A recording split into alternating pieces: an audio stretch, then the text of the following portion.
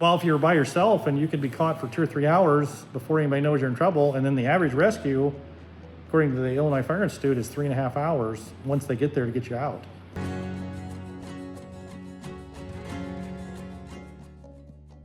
Number one cause of grain entrapment is a sump hole, a reclaim hole in the bin becoming plugged with soybean pods or crusted up corn, chunks of something, some material.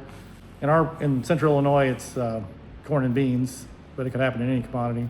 And they go in and they try to clear it, and they go in with the unload equipment running. When that happens, they become part of the grain stream and they get pulled under with it. And that's the number one cause of grain entrapment. The second biggest cause of grain entrapment is grain hung up. Every flowing material has an angle of repose it wants to go to. Corn is 23 degrees, soybeans is 25 degrees, but corn could be hanging up at 90 degrees sometimes, and it can release unexpectedly. And if you're standing there, you can be swept on your back, and knocked in the prone position. And then that might be the worst kind of rescue, because they wouldn't know where to look for you. If it happens in the middle of the bin, they know, or if it happens with the unload, they would know where to look for you. You'd be in the center. But the key is, watch the quality of your grain. When you put it in there, grain never gets better in a bin. You can only maintain it. So when you put it in there, make sure the quality is as good as you can have it, so it will last longer. But if it gets wet, it's going to crust up, and there's going to be serious problems getting it out, and that's when the accidents happen. Another cause on a farm, on the commercial industry, they have to lock out the unload equipment before farmers go in, so the grain, they can't have the unload equipment running. Farmers don't have to do that.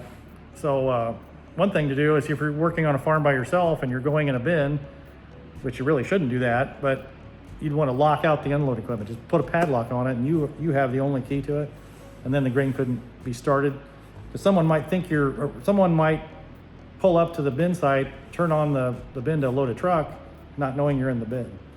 The other thing is, a farmer should always go in and have an observer.